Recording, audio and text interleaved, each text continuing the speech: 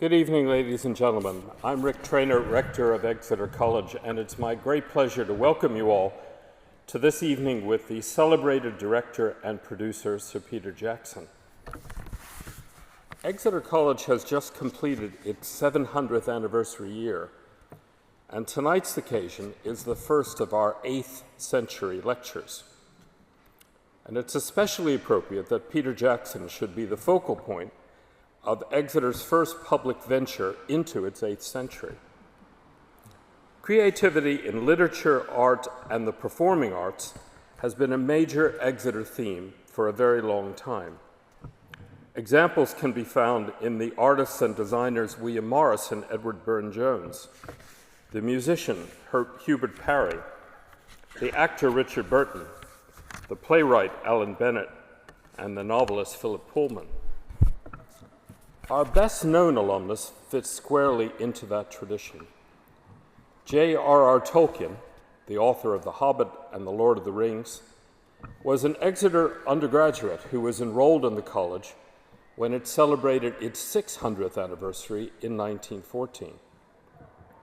It's been demonstrated by Tolkien expert John Garth, who's with us this evening, that it was at Exeter, there he is, it was at Exeter that Tolkien first produced creative works which brought together his vivid imagination with his increasingly deep knowledge of the languages and legends of the countries of Northern Europe, expertise which he acquired by reading English at Exeter. So there couldn't be a more suitable person for us to welcome this evening than Sir Peter Jackson. For Sir Peter, during a film career that has already brought him 3 Academy Awards and other major accolades such as the Golden Globe, Saturn Awards, and BAFTAs, is of course the creator of those famous films, the Lord of the Rings trilogy, 2001-3, and the Hobbit trilogy, 2012-14. Sir Peter's also well known for films such as Forgotten Silver, The Frighteners, King Kong, and The Lovely Bones. He's been recognized as not only one of the most successful directors and producers of our time, but also as one of the most creative and innovative. Peter Jackson was made a Companion of the New Zealand Order of Merit in 2002 and then knighted by the Governor-General in 2010. We're delighted that he's with us tonight, and delighted also that we have with us Peter's wife, Fran Walsh, a major creative force and award winner in her own right, and a major collaborator with Peter. I'd now like to hand you over to Exeter alumnus and film critic Edd Elliott, who's going to engage Sir Peter in conversation prior to a question and answer session. Please join me in welcoming them. Please.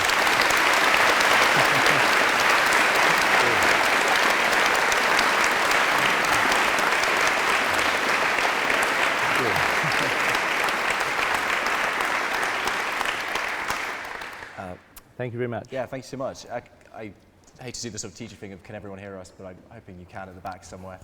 Can you hear us? Hello, testing. Is that all right? A little bit louder. Oh, yes. Very good. Great. You just say a little bit louder and it happens. It's quite amazing. Okay. Very good. Peter, thank you so much for being with us today. I think Welcome. I speak for everyone when I say what an immense honour and privilege it is. Oh, thank you. We're all it's a little bit overwhelming. We're all going to try and keep ourselves in check for an hour, but if overexcitement or over-eagerness bubbles over, I apologise in advance, obviously. Oh, no.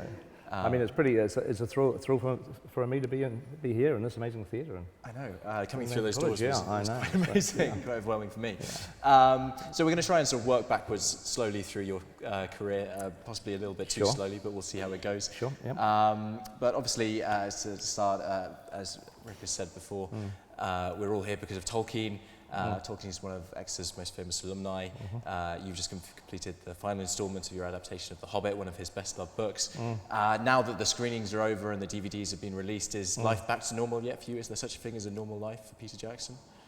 Well, I mean, that's one of the things. It is hard to have a normal life, and it's sort of one of the challenges in a funny way. I mean, you know, the movie industry and the celebrity nature of it, and the way in which you are part of a marketing machine. I mean, because at the end of the day, you know, we're in the film we're in the film business, and the business is not really ours. We're the people that make the movies, but the studios that pay for the films want to sell them and market them. So you find yourself sort of sucked in and swallowed and spat out, sometimes by the machine of the movie business. So it is a little hard sometimes to extract yourself from that, and that's what, I mean, Fran and I are trying to do that now. You know, we've been working pretty hard for quite a few years, and so we're trying to have a quieter time now for a bit. A little bit of a break. Oh, you probably deserve it. Well, you definitely deserve it, I should say. Yeah. You must have been overwhelmed by the positive response to the Hobbit films. I mean, has your opinion changed since it's been out, since you've sort of had everyone's feedback, I guess? Well, you always have a strange relationship with the films that you make. I mean, I tend to not, you know, you see the movies obviously intensely as you in post-production and you edit the film and you start to see the film take shape from all the footage that you shot. And in our case, I shoot quite a bit of footage, so it's a long process, the editing and shaping of the movie, and then you attend some premieres, usually 2 or 3 premieres of the finished final film, and at that point I tend to never watch them again,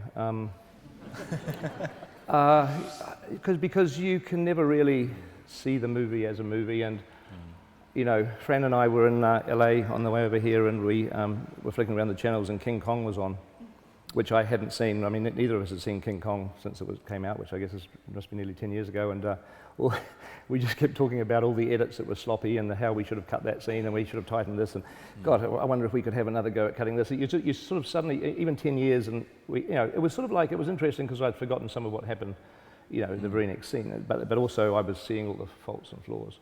So I sort of, you know, I'll wait till, hopefully one day I'll have grandchildren and 25 years would have gone by and maybe I'll watch them again then. So. You're not tempted to do sort of a Ridley Scott re-edit in sort of 10 years' time with the Hobbit films or the Lord of the Rings? I have no idea. You have to ask me. I like to re-edit Kong. I know that from the Los Angeles hotel room.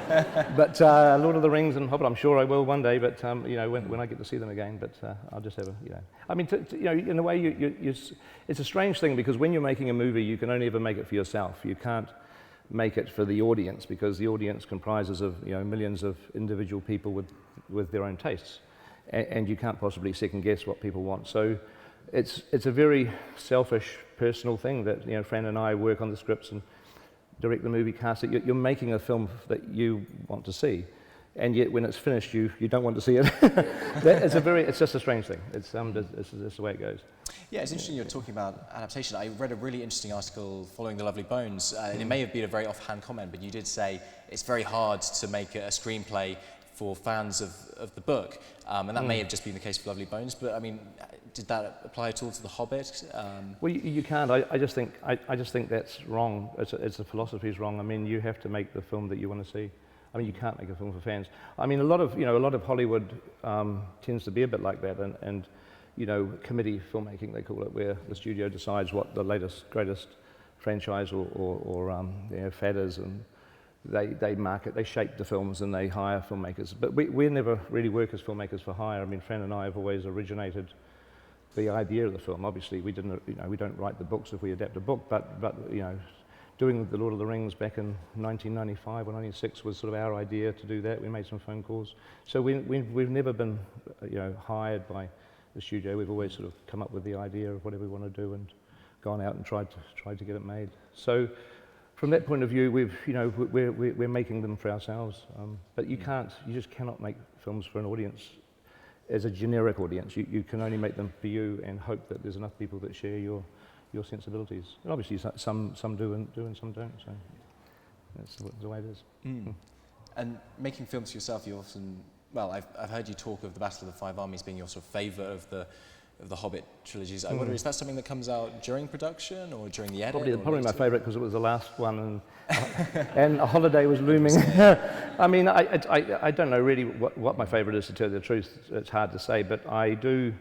You know, I mean, the Battle of the Five Armies was satisfying to get made and to finish and release because it was the missing piece. Because I think a lot of people, and especially people that haven't even read the books, they kind of thought The Hobbit was a sequel to The Lord of the Rings. And yet, in our mind, we were, you know, trying to shape the Hobbit movies to be the first 3 movies and ultimately a 6-film series. And so, you know, we'd done parts 4, 5, and 6.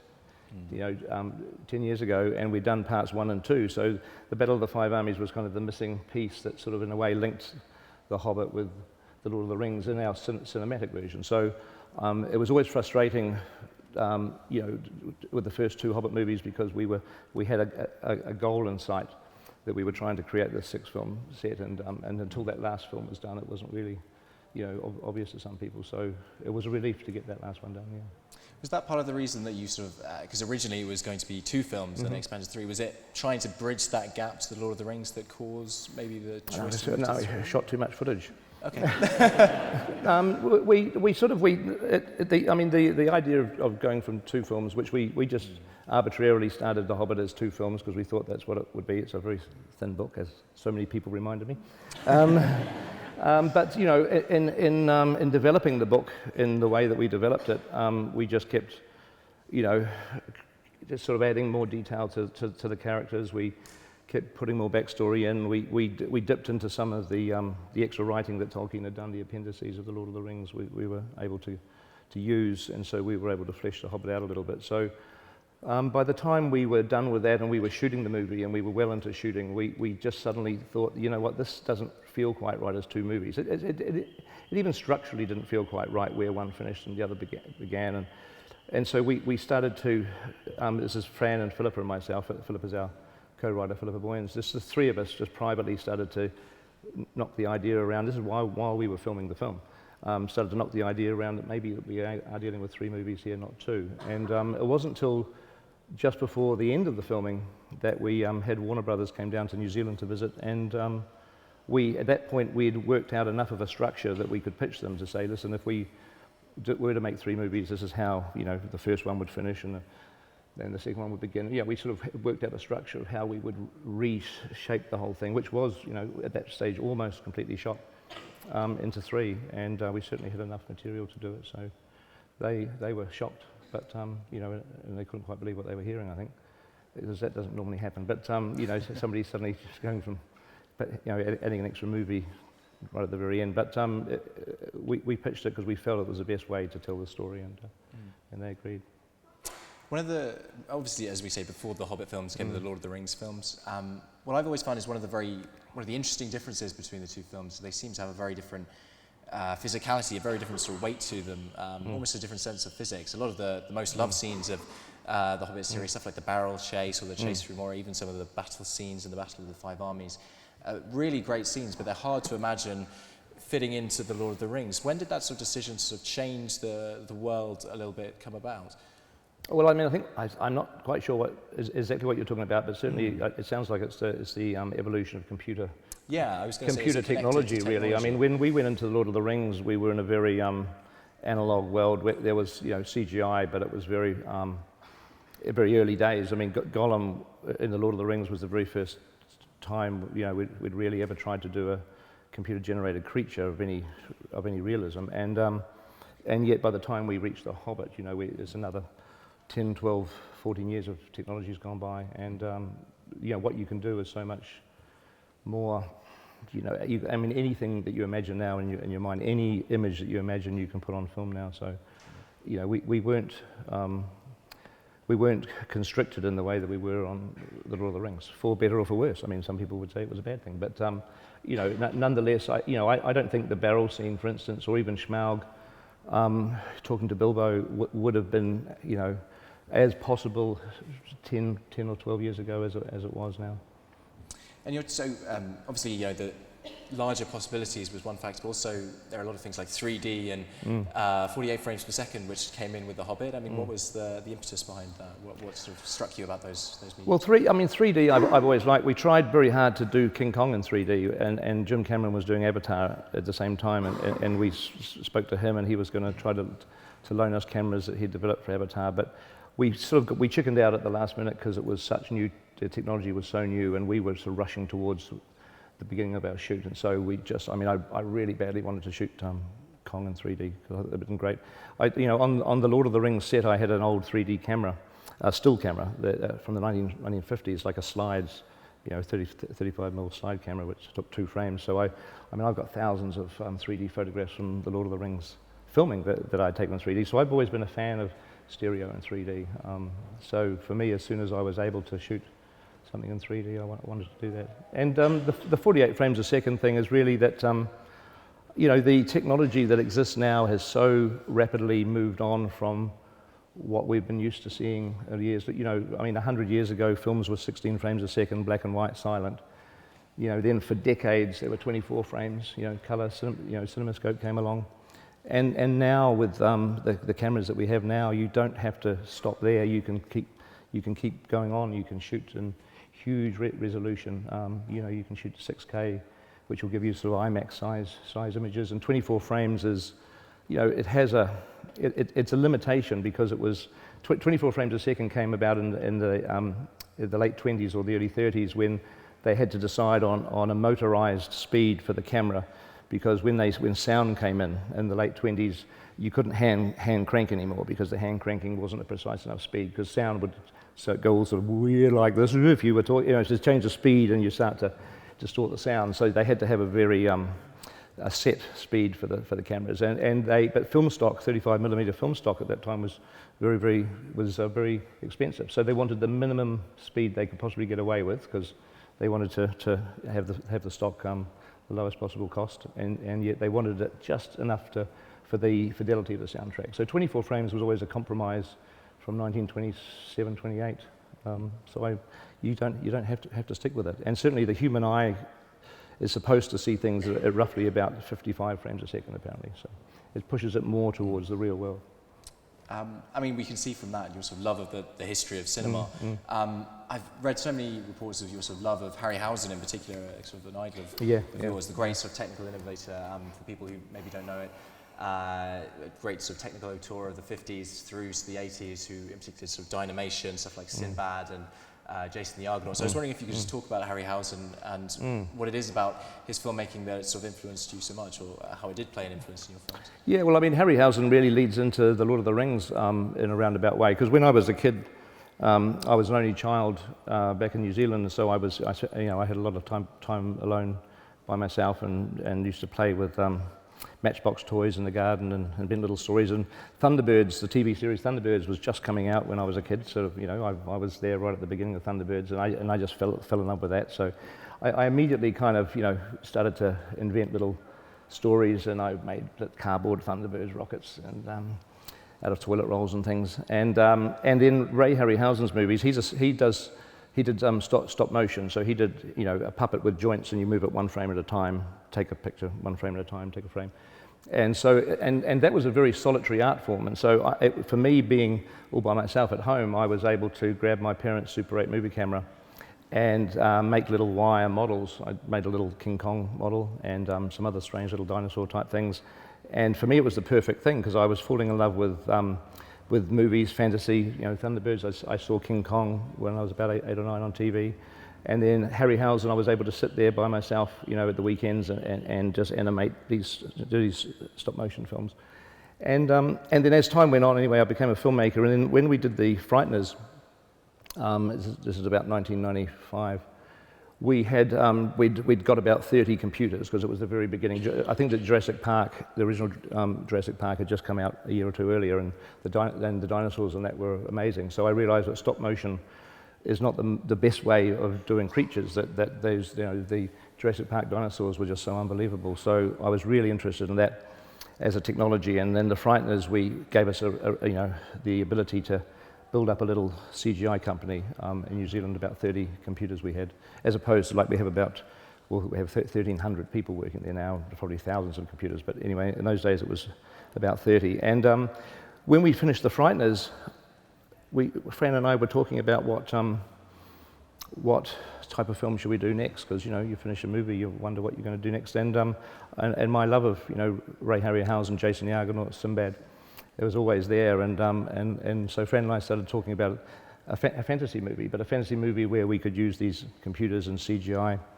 And as opposed to dinosaurs or Jurassic Park, we'd do a sort of a Sinbad, a Jason type of a fantasy film. And so we thought we would write an original one, just come up with some heroic story.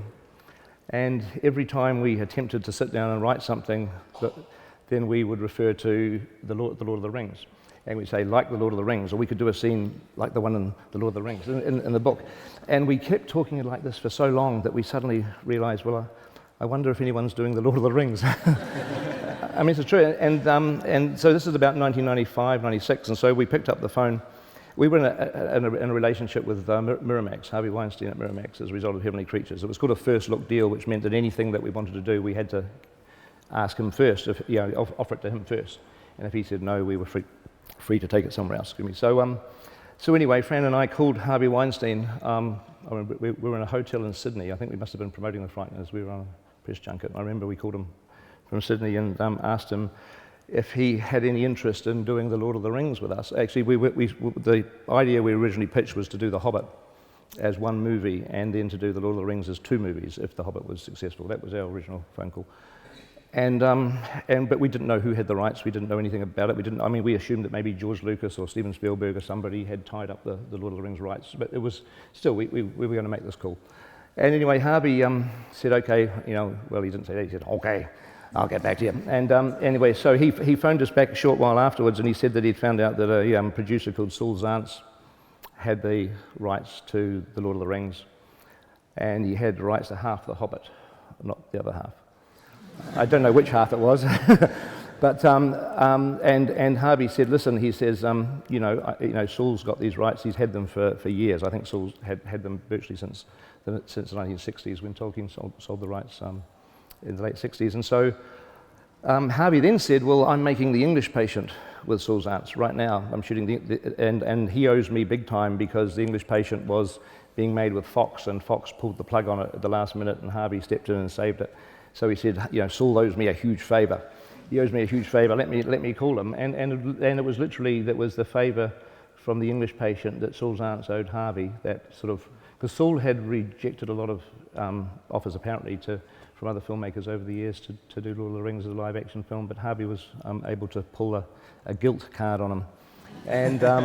But he did say, Harvey, then the next call was The Hobbit was too difficult because the rights were sort of split between Saul and United Artists, I think, had him, and Harvey didn't want to go down that road because it was going to be too difficult to untangle it, but The Lord of the Rings was okay. Saul had 100% of that, so we had to do that one first, and that was how it all began. Well, we've jumped all the way to The Lord of the Rings. Now looking back over 10 years ago, and it's really frightening that it's over 10 years ago. It was frightening to me. I don't know about that phone call I've just described was the phone call to Harvey was 19 years ago. That original phone call was about 95 or 96, yeah. Jeez, okay. Well, looking back on it now, what does it mean to you, I guess? Where does it stand in your career, your life? That's the sort of question other people have to answer. For me, it's a film I'm very, very proud of. We tend to try to make the films as good as we possibly can, to the point that we keep working on them. We keep writing the scripts as we're shooting. There's no such thing for us as a finished script. We're rewriting it all the time as we're shooting. We rewrite the script as we cut the film after it's shot. We always do pick-up shooting, which is that what people call them reshoots, but we always, in our budgets going into the film, we always allow 6 weeks of shooting when we're in the middle of our cut. So we shoot the movie, we edit for 2-3 months, then we bring all the cast and crew back again and we shoot for 6 more weeks, because you edit for 3 months, you see things that you did wrong, you see gaps in the story, you see things you want to develop. So we always we just keep we keep kind of trying to make the films again the film that we want to see. And so the result is we never really have any regrets. Particularly, we're always proud of the films we want to make. Whether other people like them or not is almost a sort of a side concern. You hope that people like them because you've got to make the money back for the studio. But I think it's fair to say that most people enjoyed The Lord of the Rings. Straw poll. Yeah. But there are so many groundbreaking things about The Lord of the Rings. But looking back on it now, what seems so unique was the sort of fervour with which the special features, the extended editions. I think I've never seen a film that's been treated in that manner, where people just went crazy to find out everything about how it was made and how these things were possible. That must be so gratifying. In terms of your directorship, it must speak volumes. Yeah, well, I think you'd probably find that The Lord of the Rings, the special editions and all those behind-the-scenes features were sort of the first time that had really been happening. Because the DVD, you're also going back in time where VHS, which never had any of that stuff really, VHS tapes got replaced by DVDs, and suddenly that was a sort of a new opportunity. Just that coincided sort of, you know, exactly with the time that we were doing our first DVDs of Fellowship of the Ring. So, look, I mean, I just grew up, those special features and you know, the behind the scenes and everything were really just a result of me growing up as a kid, trying to find out as much information about Ray Harryhausen as I could, as stop motion animation, King Kong, special effects, and it was just so hard to find anything. And you know, I would get some tiny little snippet in a magazine or a newspaper and cut it out and put it in a scrapbook, and there was nothing available in those days to really teach you how this was done. You had to kind of either guess or there was some few real specialist magazines that you could subscribe to. But so I just thought, well, you know, I was as a kid growing up hungry for that sort of information, and I just thought, well, if I can, you know, put a sense of the making of the film as part of the DVD set, maybe some, you know, young kids who are watching this will get inspired to become filmmakers in the future, and there's a sense of showing people what it's like to make a film. And then the extended cuts, which I think were also, you know, the first time people were doing extended cuts was when we did our ones, and that was just because you end up cutting things out that you don't want to cut out, and you know, there's a certain sort of there's a certain audience expectation in the cinema. We think that we're, you know, I mean, God knows our films were long enough. These were talking about 3-hour films, aren't we? So you're right on the edge of long, super long. And so we cut the movies down as much as we could to get a length that we felt would be, you know, acceptable in a theatre. But we usually would, you know, that resulted in 25 minutes or 30 minutes of scenes being cut out. And normally, in the old days, that would just get thrown on the floor, probably just binned and completely trashed. And, you know, and yet they weren't, you know, most of them weren't too bad as scenes. They were a lot of backstory and a lot of explanation, which just didn't make the you know, the final theatrical cut. So it's like, well, why don't we just put that in a DVD, an extended DVD, put it back again? So, you know, I mean, why not? You've got the two versions, and the people that want to see that extra material, it's a voluntary choice, you know, if you want to see it. One of the special features that has always sort of stuck in my head was Alan Lee, the great Tolkien illustrator, talking about Rivendell and how to conceive of a civilization that's been there for thousands and thousands of years, and how to design that, just the mental process of it. Obviously there was the building and all of that business, but I mean, not much of a question, but I'd love you to sort of talk about that process and also what it was like to work with Alan Lee and John Howe as well. Yeah. Oh, look, it was fantastic. I mean, I was in going into the film of The Lord of the Rings, right at the very beginning, you know, when we were first beginning to write the script, we wanted to surround ourselves with images of Tolkien's world, you know, just as we were sitting in, you know, just Fran and myself to start with, because Philip had joined us a little bit later. You know, you want to sit there and write, you know, all by yourselves in a room with cups of tea, but you want to have things pinned on the wall to sort of, you know, to inspire you. So we started to look for what was available, and there wasn't a lot of illustration of Tolkien available. Obviously, he himself had done illustrations, but, you know, in terms of being cinematic, they're not really that helpful in terms of the, you know, the lighting and the mood. I mean, they're great from a design point of view and to see what's in his head, but they're not what you're going to end up with in the movie. So Alan Lee had just released, right at the point that we were starting this process, Alan Lee had just illustrated a 3-volume edition of The Lord of the Rings, sort of illustrated with his watercolors, which were beautiful. And we'd never met him, of course, but we were just like, you know, fans of and that was the edition of the book, the 3-volume Alan Lee illustrated edition, which I think has 50 watercolor paintings of his, was the edition that we actually wrote the script from. That was the one that was currently in the stores at that time. And doing the script, the first draft, we just fell in love. I mean, I just couldn't actually see the world any other way than through Alan Lee's pictures. And then John Howe, likewise, there were calendars that had come out, obviously annual Tolkien calendars, and John had illustrated a few of those, done some book covers, and he had a much more of a touch for the dark side of Tolkien, you know, for Mordor and the Black Riders and Sauron. I mean, he had that side of it was more John. And hadn't met either of these two guys. So we got to the point when we were moving from the script work into some very early pre-production. So I very nervously wrote a letter to Alan. This was in the days before emails and everything else. And we found out where he lived in some tiny village down in Dorset somewhere. And he was fairly reclusive, apparently, so we've been told. And And anyway, we wrote a letter and we couriered it by FedEx or DHL or something, and we monitored it. We had DHL tell us that, yes, we've arrived, we're 20 minutes from his house, yes, we're almost there, yes, we've delivered it to him. And then we were waiting and waiting, because I'd said if he was interested, here's our phone number. And sure enough, the phone rang, and and as soon as he got the letter and read it, he called up and said that he'd love to be involved. And then John Howe followed, and then Alan Lee and John Howe, we flew them both to New Zealand. And we sort of kept them in New Zealand for about a decade, decade and a half. They've only just been allowed to go home. We've finally set them free. But Alan Lee and John Howe had never met each other, and they met each other on the plane coming coming there. But coming to our work on the film was the first time that the two of them had met.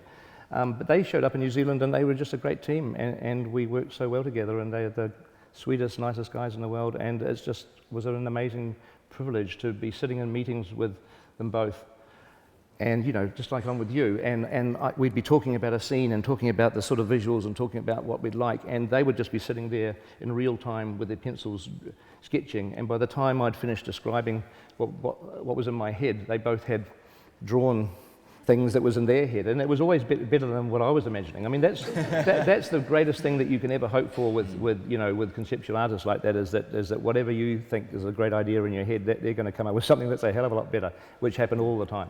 And so the look of these movies is totally Alan and John, totally. Obviously, I mean, you came together because of shared love of Tolkien, which is why we're all here. I mean, well, before I get to asking you about Tolkien himself, we're here, I guess, in the home of Tolkien. A lot of Tolkien fanatics in the city. Are you worried a little bit about the questions to come, or is there pressure being? Well, I'm not. I mean, look, I'm going to be the first to admit I'm not a Tolkien expert, and I would never claim to be. I mean, we tried to respect his work as best we could. I mean, we tried to not Americanize his stories, which was, we were being financed by American studios, and some of the conversations with Miramax, who didn't survive the project, the project went to New Line after about 18 months, but Miramax were going to Americanize it, and we sort of had to fight them, and we ultimately got divorced from them in terms of the, they were no longer the studio. But we tried to protect, the integrity of his work as much as possible. At the same time, we had to make our movie. You couldn't faithfully just translate every single word of his books into a film. I mean, you could not, But for the reasons which seemed good at the time, we changed things. Maybe they're right or wrong. It was just our decision. But we have huge respect for him. But certainly, I didn't grow up being a Tolkien fanatic, sort of as a historian, knowing everything he did. So hopefully I'll learn some stuff tonight, rather than have to pretend to know more than I really do. Well, you've kind of preempted me a little bit, because I was given a great anecdote by John Goff, second mention of the day, about Tolkien's time here at Exeter, and he was a member of a debating society around the same sort of time as cinema was first being the first cinemas in Oxford were being built. About 1914. 12, 13, yeah, right. A little bit later in Oxford. It takes a little bit of time to get to this place. Right, okay, right. But there was a debate in the debating society, the title of which was the cheap cinema is an engine for social corruption, because cinema at that point in time was seen a little bit like video games 10 years ago, with a little bit of suspicion. Cinema, and from the notes, we think that Tolkien might have voted in favour, i.e. that cinema was bad for society. Right. So what do you think Tolkien would have made of your films? People ask me that question a lot. What do you think Tolkien would have thought of your movies or made, the films? I mean, look, I just... Look, I mean, to answer it honestly, I would love to show him our films. I would be terrified, I mean, realistically, I would imagine there's a hell of a lot in the movies that he would not like at all, and he would grizzle and grumble about a lot of the things we did, I'm sure. But hopefully, there would be some aspects of the films that would go, same as the Alan Lee and John Howe experience with me, that would go beyond what he was imagining, and maybe some of what we did would delight and surprise them as well. So hopefully it'd be a little bit of both. I'm sure there'd be a few grumbles too.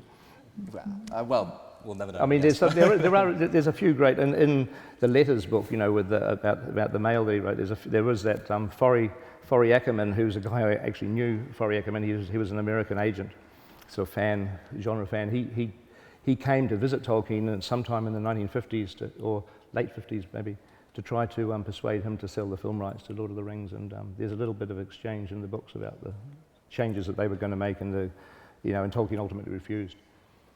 And also the Beatles were going to make the Lord of the Rings. Have you heard about that too? Because I did meet. I mean, I'd read about this in books about the Beatles wanting to do.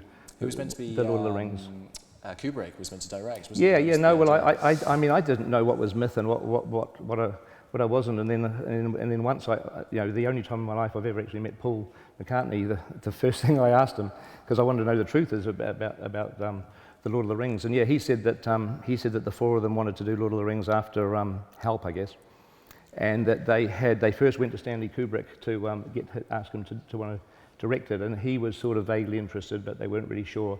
And then as soon as Tolkien, who still owned the film rights at this stage, he hadn't sold them yet, as soon as Tolkien got wind of the Beatles wanting to do it, he just flatly said no. I mean, Paul said they didn't really even get past first base. It was like, yeah, well, they just got a big no straight away. So, really? Yeah. Well, I'm getting kind of the roll-on fingers. Time is running out, but I need to ask you a question about Heavenly Creatures. I mean, it's such a beautiful, subtle, and subversive film. It's such a different film as well as the rest of your work, and because it's a true story. I mean, how did the project come about, and why did you think that was something you wanted to tell? Well, I mean, that was we're talking about 1992, 3. Fran and I were just finishing up the post-production on Brain Dead, which is the film that we'd just been making. And, I made, with a Bad Taste, Feebles and Brain Dead, so I was sort of known as a low-budget genre filmmaker.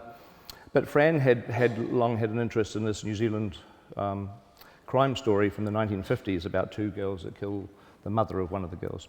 And, it's a very tragic story, but, and the New Zealand, history is it's a notorious story. It's very much like the Moors murders here. It was very dark and very kind of don't talk about it, just pretend it never happened. It's just not something we want to ever dredge out, because the murder happened in 1954, so this is 1992.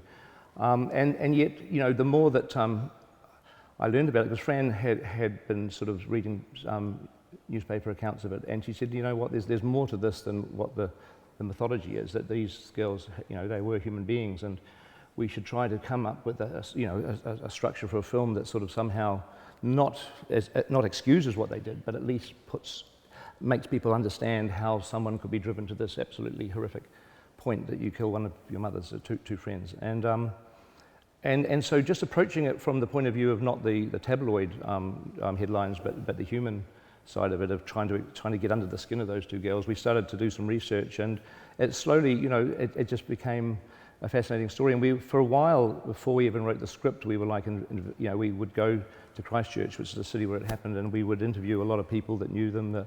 A lot of those people are dead now, but we were lucky enough to speak to some very old people who were alive and who were key. We spoke to prosecutors, defence attorneys. We spoke to school friends. We spoke to people, neighbours. We spoke to we spoke to every single person we could find that had anything to do with those girls, and we started to paint a picture of the human beings under the story, not just the girls but the parents. And the film slowly started to grow in our minds. I mean, we had to convince ourselves first that there was a movie, so we did the research first, and as the research came about, the film sort of almost started to form itself. And it just, after 3 splatter movies, it was a little bit of a splatter movie at the end, but it was a lovely break to just go to something completely different, and and it's certainly due to Fran that film happened.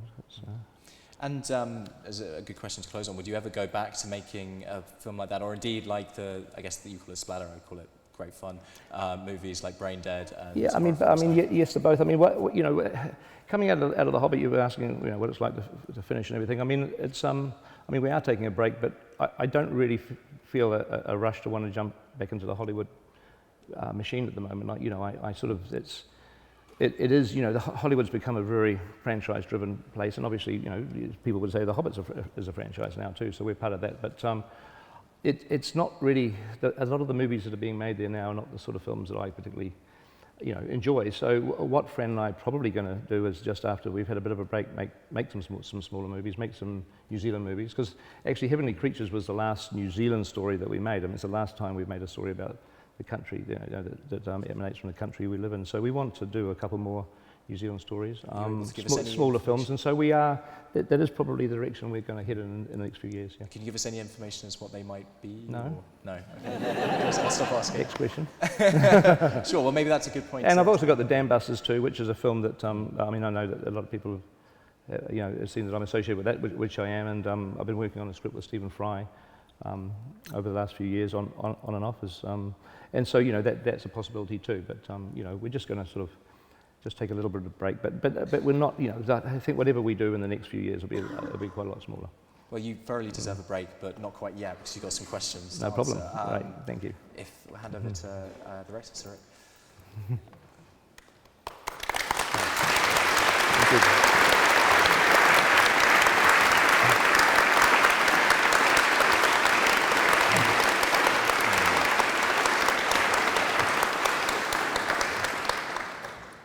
Well, so Peter's answered a phenomenal number of questions in 45 minutes, but I suspect there are a few from the audience that people would like to put. So we have a roving microphone if somebody would like to indicate their interest. There's somebody back there.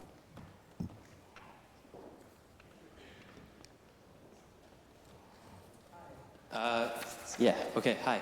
So I really love Heavenly Creatures as well, and I just wanted to talk about special effects in relation to aesthetics, because there's been a big shift from practical effects to digital effects, and I think the use of practical effects in Heavenly Creatures is very apt because the fantasy world that they live in is so intimate, and the latex costumes and those things just seem very appropriate for that type of world, whereas the scope of something like The Hobbit is so much larger. So I'm just wondering if when you're choosing what types of effects to use, how the aesthetics of the meaning of the effects and how that interacts with the story comes into play. Yeah, that's a good question. There's a lot of people that there's sort of two schools that kind of form as like people that love practical effects, which means that you do it however with prosthetics or makeup or just however you do it on the set, and there's the CGI effects, which is the other side. But for me, I don't really adhere to either school particularly. I just think, as a filmmaker, I'm looking at what's written on the page as a script, and I have to put that on screen in the best way I can. And I have to do that, one, as a director. So as a director, I'm thinking, well, what's going to look the best is what directors do. And as a producer, which I'm also a producer of these movies, I've got to think, well, what's the most cost-effective, what's the biggest bang for your buck, and also what's the most practical. And obviously, you get to a point, especially with the sort of films we've been making recently, where if you have an army of 2,000 orcs, you've got a choice really. You're going to put 2,000 people in costume and rubber masks, and as soon as you get to the 57th head, the guy whose first head gone on needs to take it off and go to the toilet. It's just really hard to work with people in rubber masks. We had people on The Lord of the Rings, we did have a lot of people in rubber masks, and they were fainting in the heat.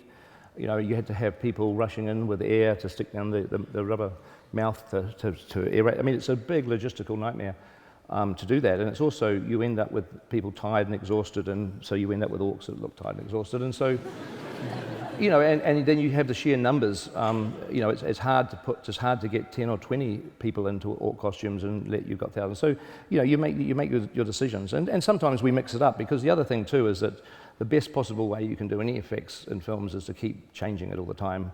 Just keep, so sometimes it's practical. We did certainly on The Hobbit, we had lots of orcs in costume for shots. We had lots of elves in costume, but then again, you also have lots of CGI. You have some is real, some is not, some is real and fake. You use real in the foreground and fake in the background. CGI in the background. So for me, it's never about a philosophy of which is the best. Philosophically, it's just simply about the practicalities, and driven always by the script. How on earth do I show this on the screen? And certainly, Gollum, for instance, to me, you can imagine a million different Gollums which were an actor wearing makeup, with an animatronic mask or anything, but we just wanted him to be so thin, so scrawny and thin and so misshapen that we were never going to find a human being like that. So So that pushed us into the CGI realm for Gollum. It's like, well, and we'd never done that before. Our company had never done that. No one had ever really done a CGI creature back in that, 2000. And yet for us, you couldn't imagine Gollum any other way, really. So we just went down that path. You just make your decision based on a number of factors.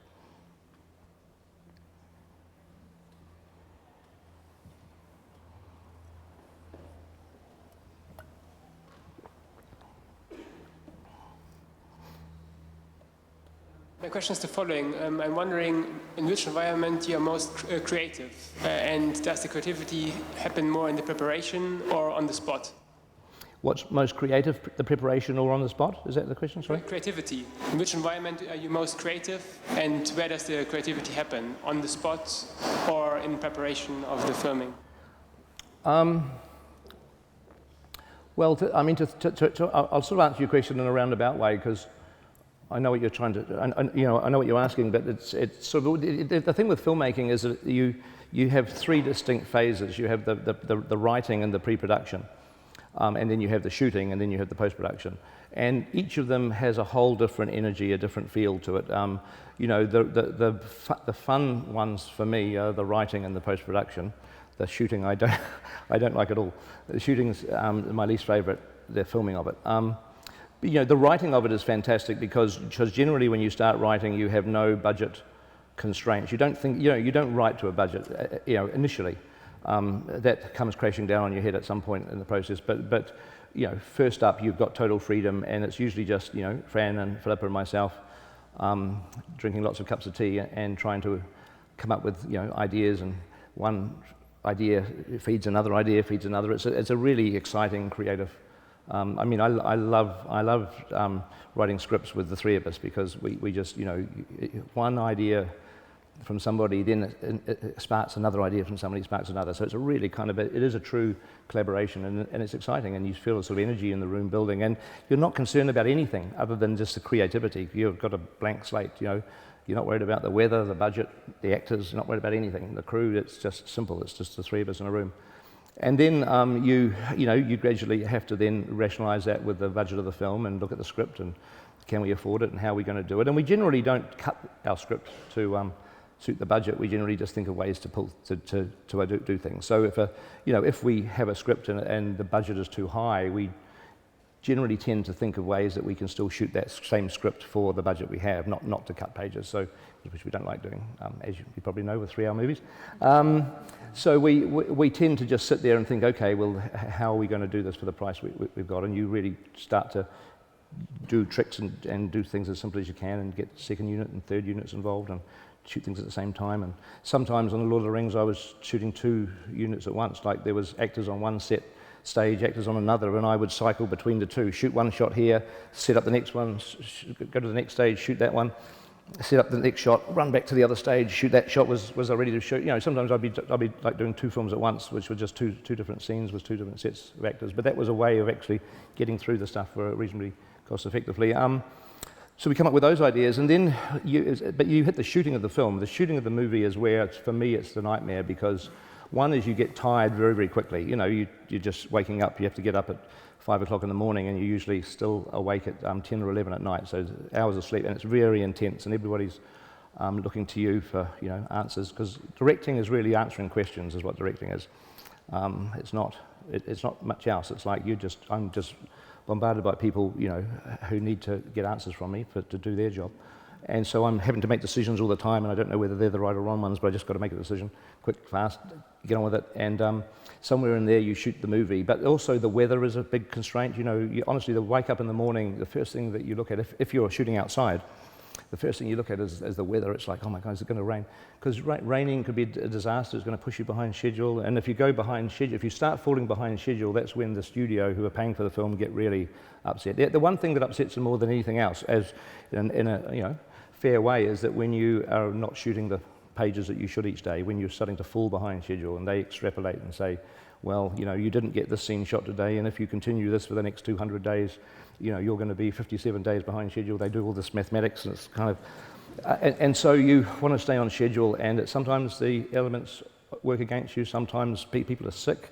Sometimes just, things go wrong, cameras break down. So that's the real tense time, because that's the time where you're spending, I don't know, $1 million a day or whatever it is, whatever you're shooting at, and big bucks are being spent each day, and the real pressure's on. And then you suddenly wake up one day and the film's finished shooting. So now you're in post-production, and that's a little bit like the writing, where I'm just in a room with the editor, and it's sometimes just me and him. The two of us, Jabez is the person I cut the films with, the two of us are in a room all by ourselves. There's no 200 crew out there anymore. It doesn't matter if it rains because we're inside. And suddenly the pressure is off again, and we can look at this footage that we shot in these sometimes adverse conditions, and you just try to carve out the best movie you can out of what you shot. But the movies, there's 3 different movies. I mean, the movie that you write in your head is one movie, and I can see that film playing in my head as we write it. And then you go onto the set, and somehow when you're shooting it, half the time it's a compromise, half the time it's never as good as it was when you imagined it, because you imagined this to be on a sunny day with a beautiful sunset, and you're in the middle of rain, and you've got to shoot it anyway because you can't delay it, so you're going to have to shoot the scene in the rain instead of a beautiful sunset. So it's not what you want. But the other half of the time, the actors are doing things that are much better than what you ever imagined. They're doing much more powerful performances and better. And so the shooting's a really strange time where you're whatever you're shooting is not what you wrote, not what you had in your mind, not what was in your head when you wrote it. It's a different film. You don't really know what it is, because every day there's a momentum and a pace, and so you're really not able to even pause and think about it, nor are you actually, because I don't cut the movie as I shoot it, I always just cut it when it's finished.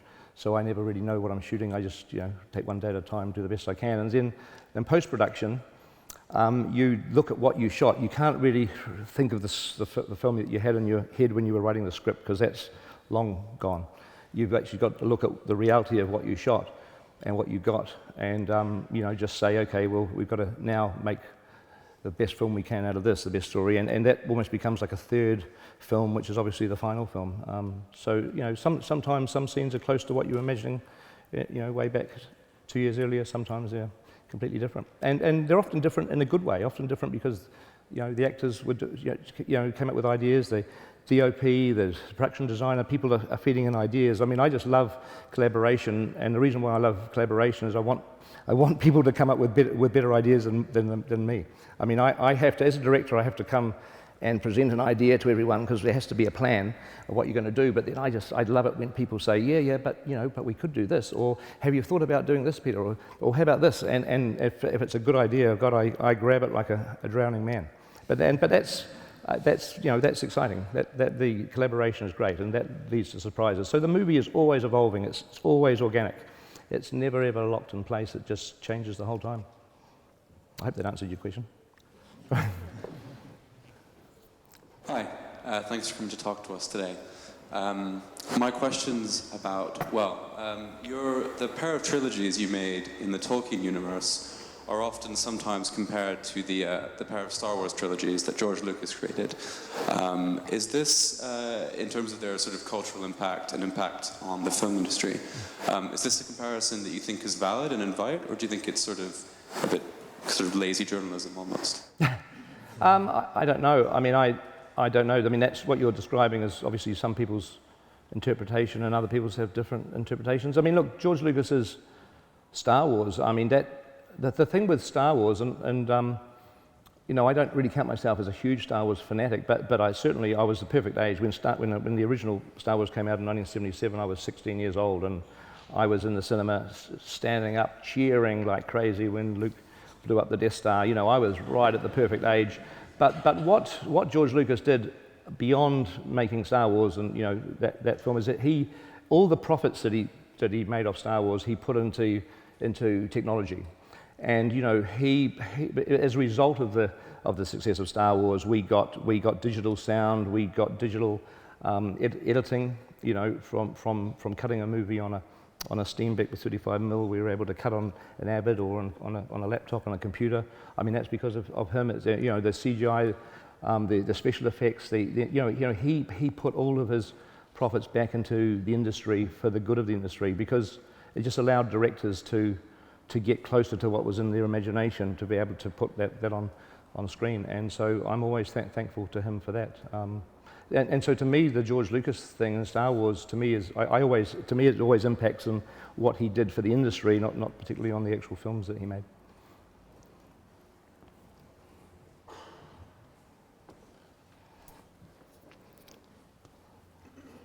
Thank you very much, Sir Peter. My name is Kai. I'm one of the fellows of Exeter College. Thanks for coming and ushering in our 8th century.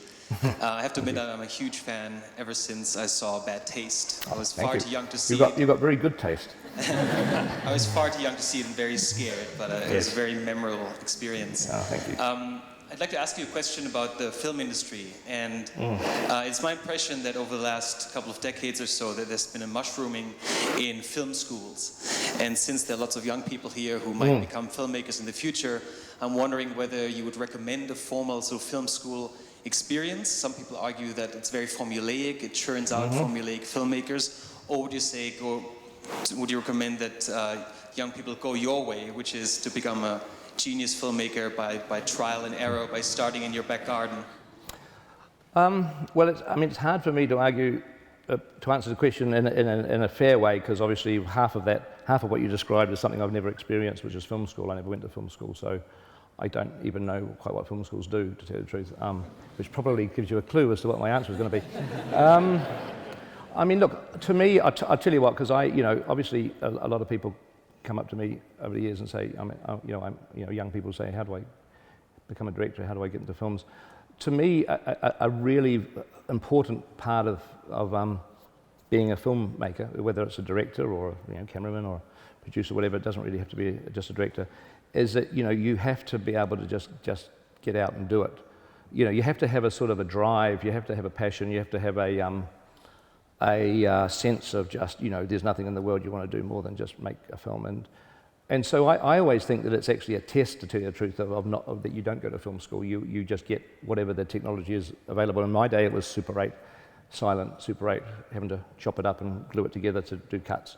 Nowadays it's I just try to not sound like a Monty Python sketch. Young people have it so good these days.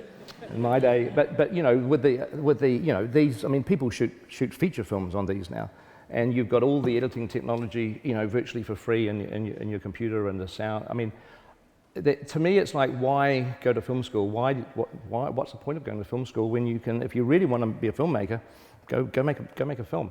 But beyond that flippant remark, to me, it's also a little bit of a test that if you can't go out and make a film off your own, get your friends, talk them out of going to parties and get them to have to spend their weekends helping you make your film. That's an important thing too. You've got to be able to generate the loyalty of a group of people and collaborate with a group of people. So to me, it's always a big test. If some young kid says, well, I've made this, this 20-minute film, would you see it? I'm always going to see it. I'm always going to watch it, because I just think, yeah, well, you've actually done it. You've done it. It doesn't matter what the film's like. You've actually passed the first test, which is to go out and do something. It's sort of, there's something, people that say, I want to be a filmmaker, should I go to film school? Well, I don't know. I mean, you don't have to. You can just go out and make a film. And if you really want to be a filmmaker, that's what you would be doing. You wouldn't be thinking about film school. You'd be just going out and doing it. I mean, that's my answer. I don't really know what film schools do, to tell you the truth, so I can't really be accurate about that. Well, like the consummate professional that he is, Sir Peter has finished right on our allocated time in the Sheldonian. I'd like to give some thanks to my Exeter colleagues who planned this occasion, for our alumnus, Tim Dunn, who's with us this evening, for initially putting us in touch with Sir Peter, to Edd Elliott for his very able dialogue with Sir Peter. Thank you.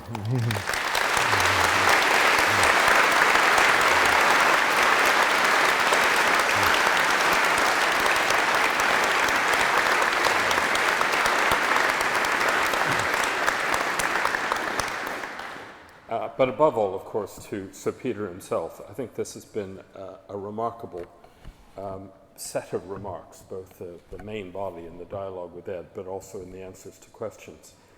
I don't think I've ever heard a famous person speak in such modest and collaborative terms about their work. Nor have I heard anyone of Sir Peter's stature respond to questions in such an expansive and informative way, actually telling us what it's like to make a film in various ways and giving us some idea. And he became more eloquent on this as he went on, I think, as to what the inspiration and the drive is that leads somebody like him collaborating with Fran to make these wonderful films. I talked about creativity in my introduction as being a theme running through the history of Exeter College, Oxford. Well, we've certainly had a remarkable demonstration of creativity here this evening. So I'm sure I speak for you all in wanting to thank Sir Peter very warmly indeed for coming to speak with us this evening. Thank you. Thank you very much.